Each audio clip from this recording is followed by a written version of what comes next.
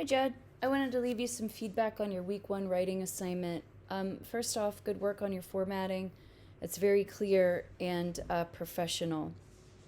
Um, as a whole, I think you're responding well to the prompt. There's just a couple of things that I want to share with you. So let's come down here to your second paragraph first.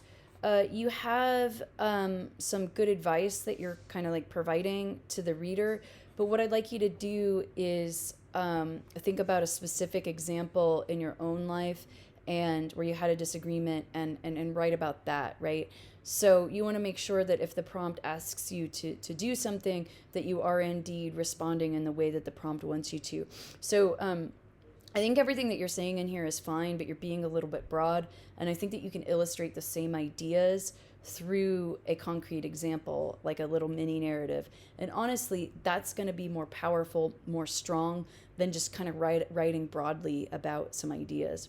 I do want to talk to you a little bit about your sentences up here, because again, you have some good ideas, but there's some awkward phrasing and some grammatical errors that are making your ideas a little difficult to understand. So,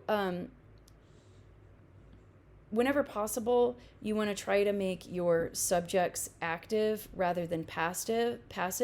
So you start off by saying, after reading through chapter 2 and reflecting on the examples, you say most of them are considered to just being polite and having manners when talking to someone. I think what you're trying to say there is you think that most of the examples are just about having manners, but there's a lot of clunky phrasing in here, which makes it really difficult to follow your ideas. And I think that that's because you took yourself out of the sentence. So I think getting yourself back in the sentence will make this more clear.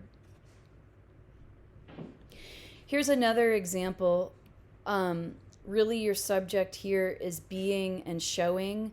And whenever possible, do your best to not allow gerunds, ing verbs as your subject.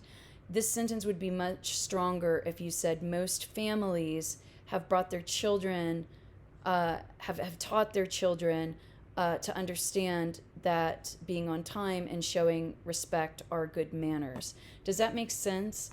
So that illustrates, I think, quite well what I'm suggesting in this sentence, that you have something very concrete that could make for a good subject, but it's all the way buried in the sentence, which makes the point of your sentence difficult for the reader to understand.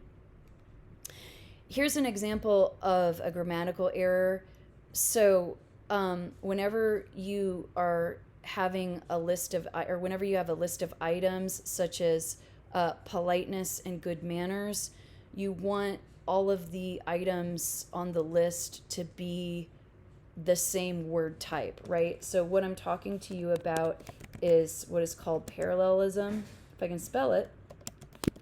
And essentially that means that words in a list should be the same word type, meaning that if you start a word with a noun, or so if you start a list with a noun, everything on the list should be a noun,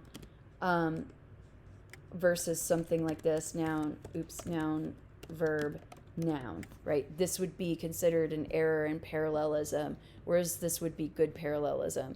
So you say many of these examples are found in families that teach their children politeness and having good manners. So you have politeness here, which is a noun, and then you have having, which is an ing verb, which is why when you read this out loud, it's awkward. So I think what you want to say is many of these examples are found in families that teach their children politeness and good manners. That would be a stronger way to say that. But as a whole, I think that I think that, like I said, you're responding well. It's taking these broader ideas and narrowing them into a specific context and doing a little bit of editing in these sentences so you have active over passive subjects. But other than that, thank you so much for your first assignment.